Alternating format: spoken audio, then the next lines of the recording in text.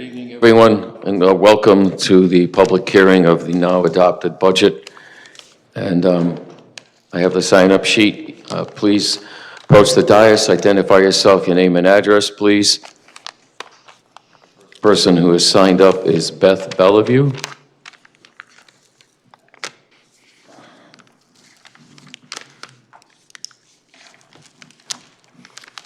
Good evening, I'm Beth Bellevue. I live at 5 Tower Hill Road. I have been impacted throughout my life by Norwich Public Schools. I attended Norwich Public Schools for all of my education with the exception of college. My children attended Norwich Public Schools for their education. And this is my 34th year in teaching in Norwich Public Schools. I chose to live in Norwich so my children could attend Norwich Public Schools because of the quality of education and the programs that they offered. They're both successful adults contributing to society with great jobs, thanks in part to Norwich Public Schools. That is how you keep people living in Norwich. You provide them with a great educational experience that meets their needs so they can become productive members of society. Cutting programs should not be an option. Most of the students in Norwich Public Schools have fallen behind academically, especially within the past 5 years. There were programs created that were helping students make great strides academically, closing the learning gap and giving them confidence in themselves as learners. With the budget cuts, the Board of Education has no choice but to eliminate many key positions. Students in one middle school in Norwich will go from having 5 instructional specialists who work with students below grade level in math and reading to 0 specialists in that building. There'll be no specialists helping these children gain confidence in themselves as learners of math and reading. In total, the entire school system has gone from 35 specialists to 11. More than 2/3 of the specialist staff were cut from their positions. There are other programs and positions cut as well that are integral parts of our students' lives. If you want to invest in the future of Norwich, you need to invest in the educational lives and needs of the children who live here. Thank you for your time. Thank you very much. Joel Ether, please.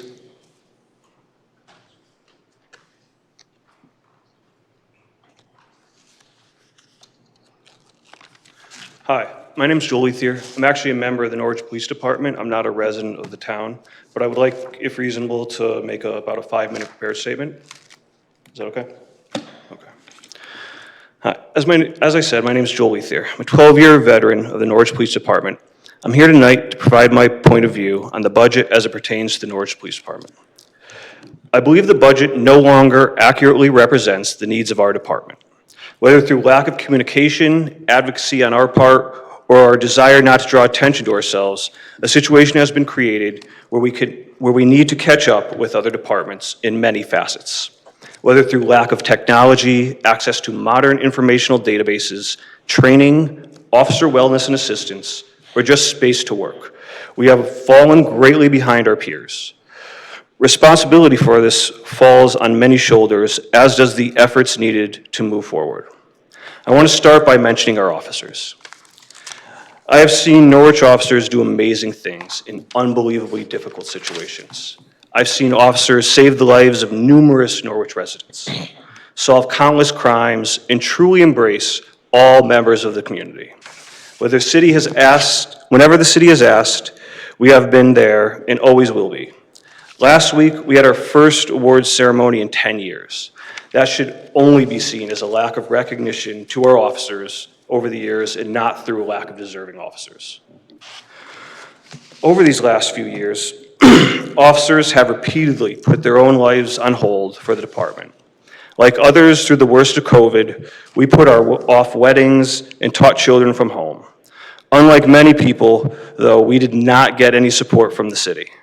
Officers could not stay home to help teach their children.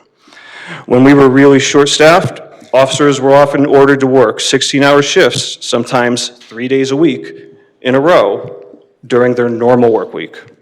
I was lucky. I can't imagine having to raise my son while working from midnight to 8 and finding out right when I was supposed to go home with my family that I was instead be staying another 8 hours. I can't even begin to figure out how I would manage that. At the peak of COVID, we and other critical personnel in the city still ran fully staffed to ensure the well-being of its citizens. When City Hall reopened to the public, officers were posted at the entrance. This may have been one of the shifts you were ordered to take when you thought you were finally about to go home at 8 a.m. We were asked to act as a barrier to prevent City Hall employees from bad actors refusing to accept the new mandates and social norms. While City Hall and other departments were working 1 week on and 1 week off, we did not have this luxury. Sick time for catching COVID was not reimbursed unless we could somehow figure out a way to conclusively prove we were infected at work. Would you like me to cut off? Well, normally each person gets 3 minutes. If you'd like to finish that statement after others have not, or have a chance to speak, Okay. please come up. Thank you. Jack LaFresh?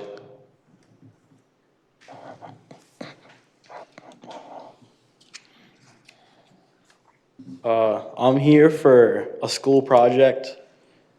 It's just to hear like what you guys have to say. It's for civics and history. That's all I have to say. Okay, thank you. And I'd also like to address the city council at this time on the budget as adopted at this time. Yep, please.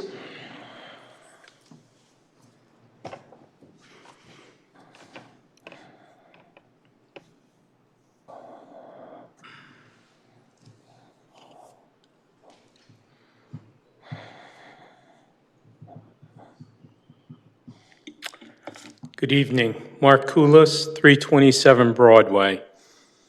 Our public schools are in a crisis this year. Yes, the COVID money is going away. But we are trying to address those issues, except for funding for our SROs, which was out of the COVID funds. Special ed costs are spiraling out of control. The federal mandates handed down by the IDEA Act of 50 years ago, along with the lack of promised funding for those programs, has reached a tipping point. The state tries to help with partially paying for excess costs reimbursement. And that is, a pool of money was allocated to cover 90% of the cost that exceeded 4.5 times the average per pupil cost, but the needs exceeded the available pool, so only 70% was actually paid out this year. Millions are short statewide. Projections are for 70% or less, possibly even as little as 60 to 65% excess cost reimbursement for the next budget year. This has put the schools in a budget crunch. Costs have exceeded anticipated income both for this year and next.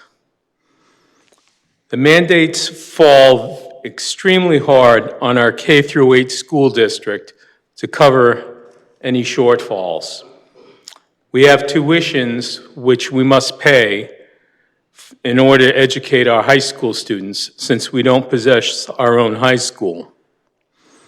We also have to pay costs to educate our special ed children and costs to educate any of the transition academy students up till the age of 22, till the end of that school year, in the year in which they turn 22. I'm asking for the City Council to reach down deep into their hearts and into the budget to try and come up with more money for our schools. We are trying to cut the budget as much as possible, but without significant cuts into personnel, I fear that the schools are going to come up way short this year. So please, find it in your hearts to allocate more money for the schools. Thank you. Thank you. Can anyone else here would like to address the city council on the adopted budget at this time?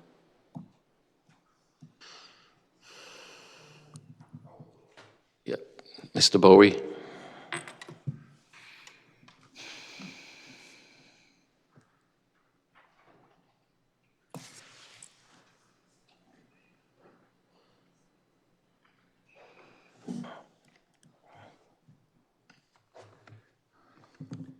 Good evening, Rodney Boy, 62 Roosevelt Avenue, Norwich, Connecticut.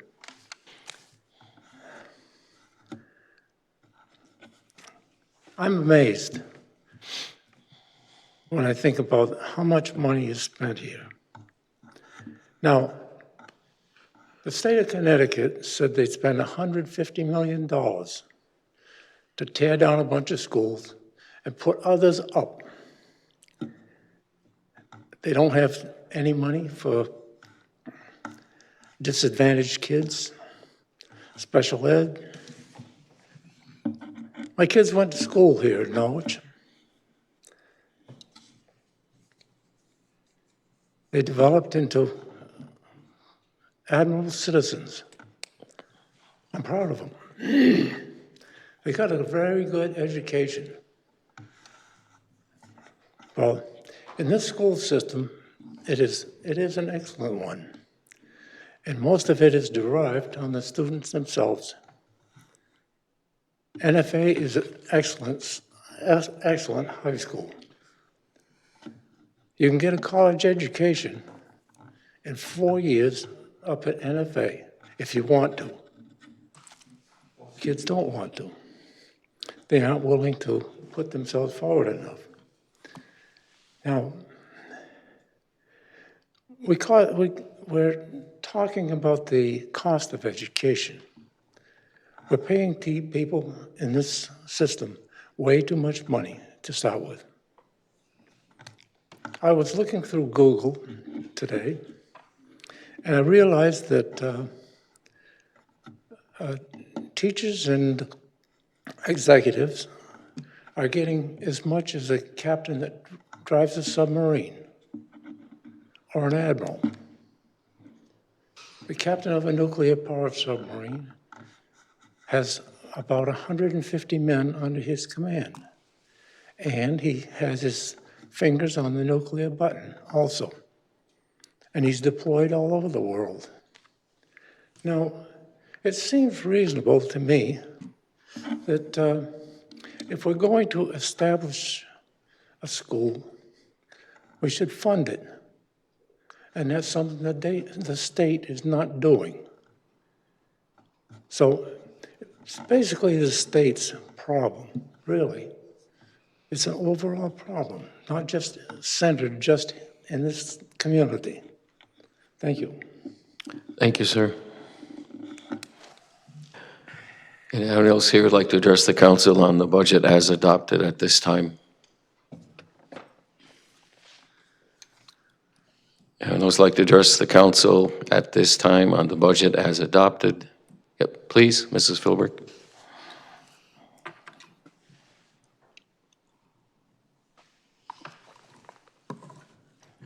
Joanne Philbrick, 10 Elm Avenue. I'm thinking of changing my name to Jane Doe. I've been coming to these meetings for 20 years. I sat up there for 4 budget seasons. Every year I hear the same thing. This is going to be the worst, most difficult budget season ever. I think we've reached our impasse. Mr. Kulos asked you to look into your hearts.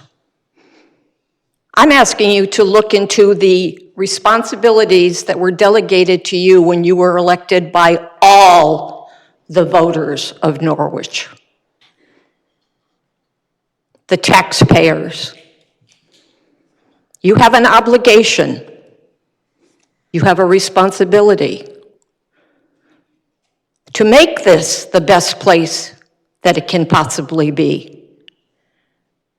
But included in that mandate is that it has to be affordable. Things here are not affordable. I remember standing here at this microphone a number of years back when this room would be packed and the overflow into the other room. You would have teachers. And this gentleman is absolutely right. The police department does not get the respect that it deserves. But standing here at this microphone a number of years ago, I made these kind of snarky remark, how much would be enough? 75 million? 80 million? What will be enough? And I sat down and this lady leaned over to me and she said, oh, thank you, my dear, for advocating for the budget. And I turned around and I looked at her and I said, are you stupid? Are you stupid? You think that I think that $80 million ago, 80 million 10 years ago was reasonable? No. Somehow you have to find it in your obligations to have a better budget. The only thing I have seen put forward so far is $66,600 for the Board of Registrars. I sort of see the irony in it because that's sort of a satanical number, and the devil is in the details.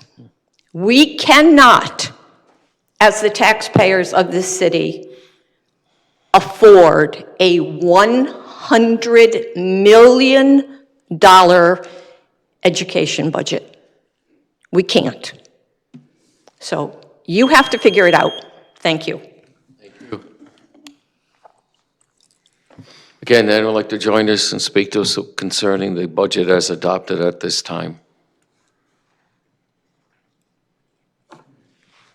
Anyone else like to join us at this time, speak to the budget as adopted?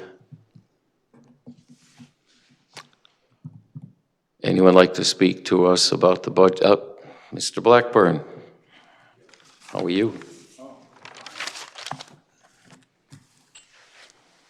Talking about crisis, not just the education department, police department, everybody else, but as homeowners have a crisis. And I heard our president say to us, we have the money. What business of his? We have the money. He doesn't have the right to spend our money. We have that right.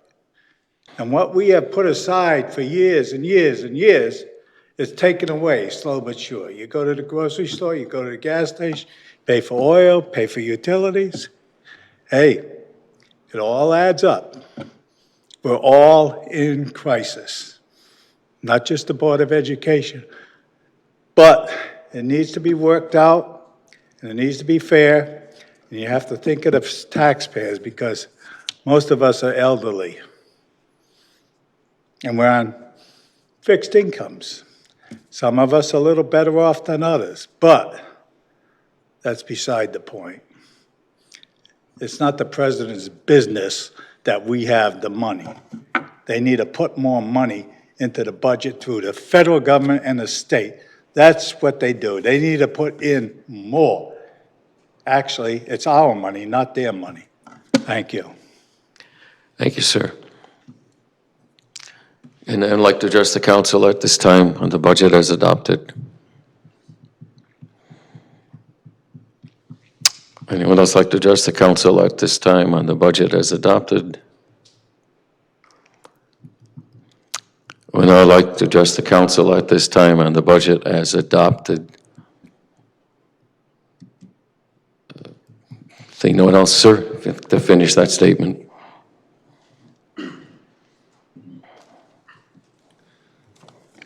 Thank you. I want to continue by quoting an email directed to the department body by the administration during the pandemic that emphasizes the tone-deaf lack of understanding directed to the officers.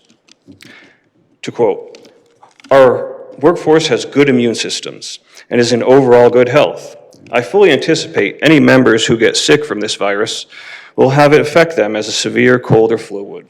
It's right before we went into lockdown. It just does not make sense, especially since Lieutenant Joseph Birney died of COVID November 16th, 2021, a few months before retirement. If an officer with 4 years on were to get into a major accident tomorrow, they would get probably approximately $36,000 a year as a disability. If they were able to find another job and were able to make over $36,000 a year, they'd forfeit that. I don't see that as the city taking care of its officers. There is absolutely no outreach for officer wellness. At this point, I'm pretty sure we are all aware about how physically and mentally traumatic this line of work can be. A membership to a gym in town that is not convenient for anybody does not qualify as supporting the physical and mental health of our officers. We fail to even provide the basics sometimes. It's 2024. We have male lockers for every one of our male officers. Why are 10 female officers forced to share lockers? Why is our one female supervisor obligated to share a locker room with the males? It also doubles as their office. I'm personally embarrassed by this, amongst numerous other failures. Numerous members of our department have spent years on call without compensation, unable to travel far from the city, make plans with friends and family, or just enjoy a glass of beer and wine.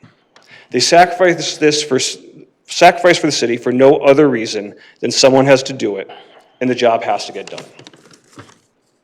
We need to train our officers. I applaud the town wanting to raise our training budget, but it is nowhere near enough to truly keep our officers performing at a level that you deserve. We have officers that have never handled a firearm prior to becoming an officer, yet we expect one day a year of training to suffice.